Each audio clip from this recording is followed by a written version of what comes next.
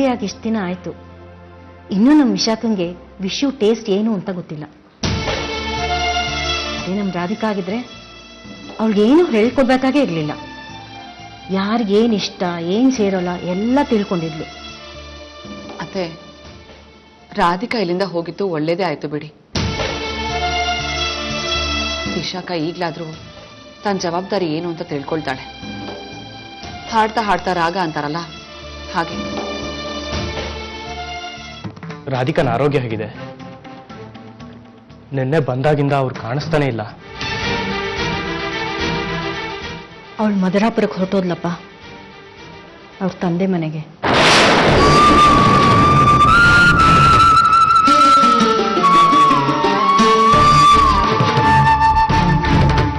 ಮಗಳೇ,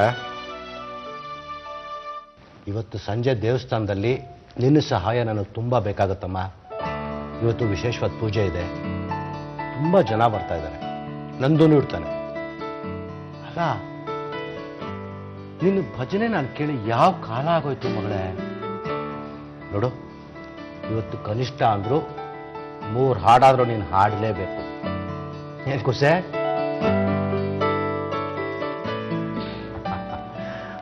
ದೇವ್ಕಿ, ನೀನು ಬೇಗ ತಿಂಡಿ ತಿಂದು ಸಿದ್ಧ ಆಗು. ರಾಜು, ಇದೇನಿದು? ತಗೊಂಡೋಗಿದ್ದನ್ನ ವಾಪಸ್ ಹಾಗೆ ತರ್ತಿದ್ಯಾ? ವಿಷು ಏನು ಎದ್ದಿಲ್ವಾ? ಅಮ್ಮ, ಬಾಸ್ ರೂಮಲ್ಲಿ ಇಲ್ಲ. ಬಹುಶಃ ಆಫೀಸ್ ರೂಮಲ್ಲಿ ಇದ್ದಾರಮ್ಮ, ನೋಡ್ಕೊಂಡು ಬರ್ತೀನಿ. ವಿಶ್ವ ರೂಮಿಂದ ಆಚೆ ಬಂದನ್ನ ಯಾರು ನೋಡ್ಲಿಲ್ವಲ್ಲ? ಸರಿ, ಹೋಗಿ ಹೋಗು, ಆಫೀಸಲ್ಲಿ ಇದ್ದಾನೋ ಏನೋ ಅಂತ. ಈ ಹುಡುಗ ಯಾವಾಗ್ಲೂ ಹಾಗೆ, ಯಾರಿಗೂ ಹೇಳ್ದೆ ಕೇಳ್ದೆ ಮನೆ ಬಿಟ್ಟು ಹೋಗ್ಬಿಡ್ತಾನೆ.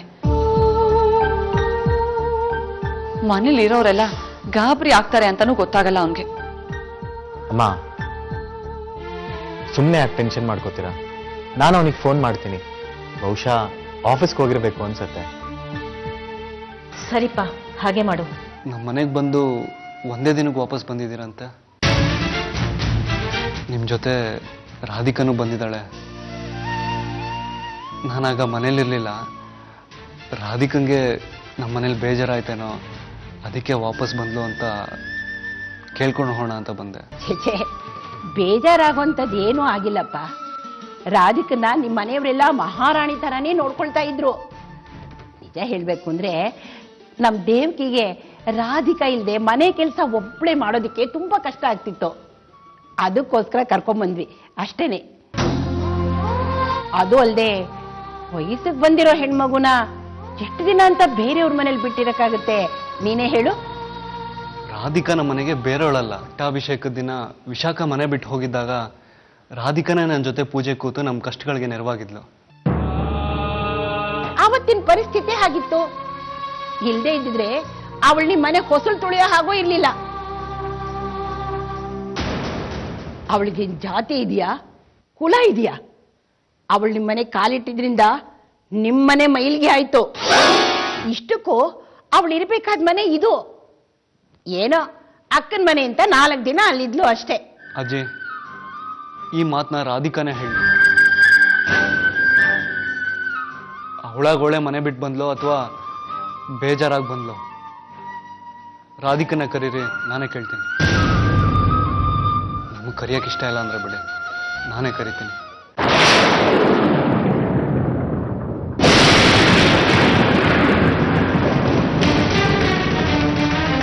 ಅಜ್ಜಿ ಹೇಳ್ತಿರೋದು ಸತ್ಯ.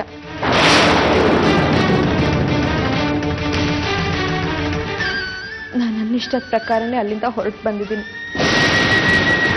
ಅದು ಬಿಟ್ಟು ಬೇರೆ ಯಾವ ಕಾರಣನೂ ಇಲ್ಲ. ಆ ಮನೇಲಿ ಎಲ್ಲರೂ ನನ್ನನ್ನು ತುಂಬಾ ಪ್ರೀತಿಯಿಂದ ನೋಡ್ಕೊಂಡಿದ್ದಾರೆ. ಅವ್ರ ಪ್ರೀತಿ ವಿಶ್ವಾಸನ ಅವತ್ತೂ ಮರೆಯಲ್ಲ. ಸಮಾಧಾನ ಆಯ್ತೇನಪ್ಪ? ರಾಧಿಕರೇ ಹೇಳಿದ್ಲಲ್ಲ,